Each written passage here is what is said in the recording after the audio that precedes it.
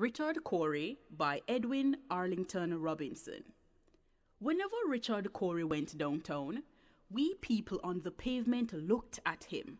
He was a gentleman from sole to crown, clean-favored and imperially slim. And he was always quietly arrayed, and he was always human when he talked. But still, he fluttered pulses when he said, "Good morning," and he glittered when he walked. He was rich, yes, richer than a king, and admirably schooled in every grace. In fine, we thought that he was everything to make us wish that we were in his place. So on we worked and waited for the light, and went without the meat and cursed the bread. And Richard Cory, one calm summer night, went home and put a bullet through his head.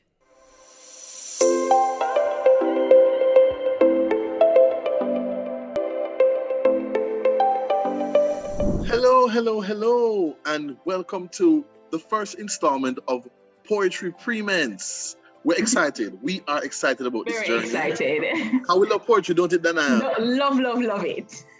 And so the clip you heard before, the lovely voice delivering the poem was Danaya. So I introduce to you Miss Danaya Brown. Hi, hello. And my name is Fabian Thomas, and I'm really excited about taking this journey. And so for now, we're looking at grade 8, lit, and CSEC. But the hope is to expand to grade 9, and ramp up the thing. And we started with one of the poems that was high up on the list, Richard Cory. So then I have to be honest, the first thing that struck me is I was shocked that this is a poem for second formers. Yes, I was very shocked as well. I was like, what? After the last line was very shocking. And then I was like, whoa, okay. Yeah, and then even the language and the period, the time frame is, but then that end, I was like, whoa. So I was like, this is really interesting. I wonder what kind of processing or attention is given to the whole aspect of the suicide in the poem, which we'll get to in our discussion. So for you, Danaya, what was your impression? So when you got it, so before I asked you to read it and record it, were you familiar with the poem? No, it's the first I'm hearing about it, actually. So when I read it at first, before getting to the very shocking last line, I was like, oh, this is simple, this is easy. And then I got to the last line, I was like, oh no, not simple, not easy. Because then this would require a lot of, you'd have to think about it a lot and discuss it and what does it mean and analyze it. And that's interesting because I think that's something about the poem itself. The way it just kind of flows and meanders in this very calm way, and then boom. And I'm pretty sure that Mr. Robinson, that was his intention. This kind of shock at the end of this, very nice, flowing, mellow thing about this gentleman. And then boom, he's gone. Let's get some of the basics out the way then. So based on the level of storytelling in this poem, it's described as a narrative poem. Okay. So there's some poems, that are very more abstract and very almost kind of like prose, but this is what they call a narrative poem because it's telling a story, and this one centers around a particular character. Got you. So students, narrative poem. When you see something on the exam, ask you put it in there, and this is a narrative poem. It's how did he write it now? This is also interesting. So he wrote it in what is called a quatrains. Yes. So a quatrain is 4 lines. It can be a 4-line poem or a 4-line stanza. So Richard Cory is in 4 quatrains. And they also say quatrains usually have rhyming in them. Yes. So again, for my grade 8 students, so a quatrain can either be a poem or a stanza. This one, Richard Cory, is a 4 quatrain poem. Now them say it is, and I am still trying to wrap my head around this, and I'm gonna cop out and just say, ask your teachers. It is written in iambic pentameter. I think I understand iambic pentameter. Go ahead, Danaya, take it away. What is iambic pentameter? Only because I did Cape poetry, I did Cape literature, and so we had to study this.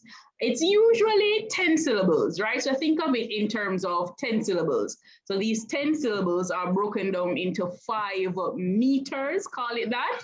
Right. So you'd have 2 meters in one type of syllable. Right. Okay, so the first syllable usually is the stressed syllable. So that's the one when you pronounce it, you can feel it in your mouth, right? That's the one that's stressed. And then it's immediately followed by an unstressed syllable.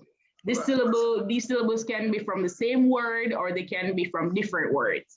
Right. So that's usually what an iambic pentameter is. So it's an iambic pentameter, and the other thing is it's a ABAB rhyme scheme.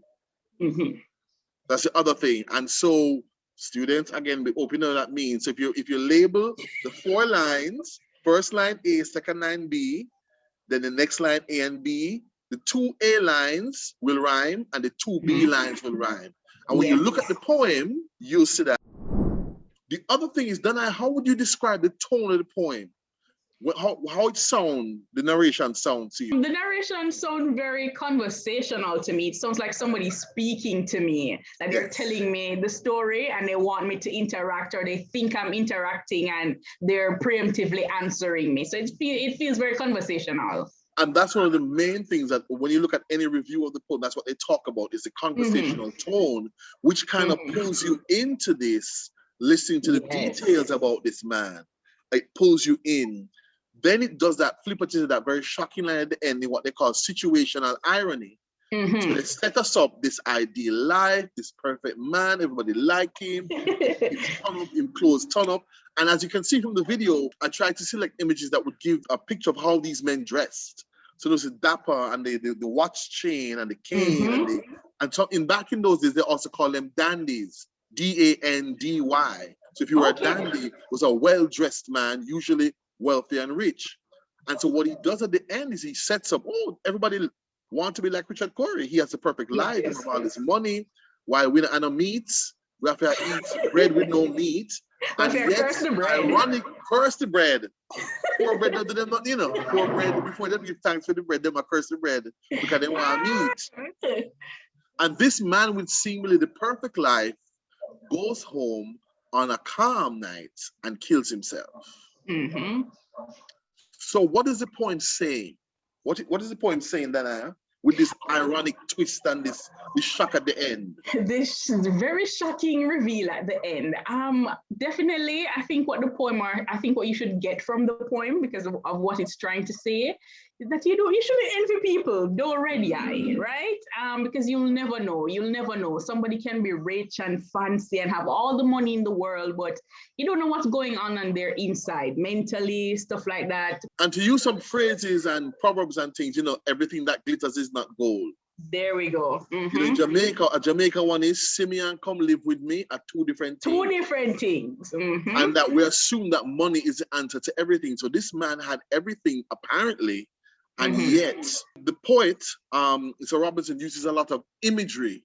It's very descriptive. He paints the image and the pictures of Richard Cory and how he's dressed, but also uses metaphors. So he talks about him glittering. Yes. And so the glitter is also, it turn up and it must sparkle and it must shine. Yes. But also it could be the jewels in where the metal on the cane and the watch, when the sun hit him. So he's doing this interesting kind of flip of him glittering like gold, like money, and also the glitter of his adornments. Yes. And we can use that in terms of modern day thing, because let's look at even some celebrities, Jamaican or otherwise, we would think that because them lives seem hype and everything turn up, they go through issues. And recently, we had a few of our artists, come online, use social media to be vulnerable and talk about whether it's depression or dealing with a death or some kind of trauma in their life. So it's like, don't be fooled by appearances. As you say, everybody has a story. He does a foreshadowing in the poem. There's a line amidst all of this calmness where before the big reveal and the line of it, he said, we thought he was everything. Which is interesting. He subtly slips that in, like you go, thought, exactly. That was my thought, exactly. Yes. So again, for students, that's what they call it, foreshadowing, where the writer, the playwright, whoever deliberately includes something that gives you an inkling of something that's coming. So students, if you're not already doing this, I'm going to encourage you, whenever you're doing a poem or a book, do some research on the writer, or the author, or the poets. Because sometimes the period of time they were living and their life gives you clues. And apparently, Arlington Robinson's brothers both suffered kind of, them lost money, they went broke and started drinking and on drugs. And Herman actually died in a hospital. And the wife always believed that Richard Cory was his way of telling his brother's story. Rich, powerful, falls on a hard time. So that's also an interesting thing. He had a lot of despair in his family. Apparently, parents have never really paid him no mind. They never named him till he was 6 months old. That's crazy. And then they went through misfortunes and hardships. And here's a weird thing. Apparently, a year or two after his brother died, he proposed to the wife. Wow. And she turned him down twice. I'm not sure, I have to check and see if she eventually married him, but apparently she's the one who always said she believed that Richard Cory was his way of retelling what happened to his brother Herman. So interesting, eh? Interesting. So different time, different period, but some of the stories are the same. So this is bringing us to the end of our first episode. So we hope this was useful, students. We're going to encourage you to drop things in the comments. Or send us emails, and if there's other poems you want to see us do.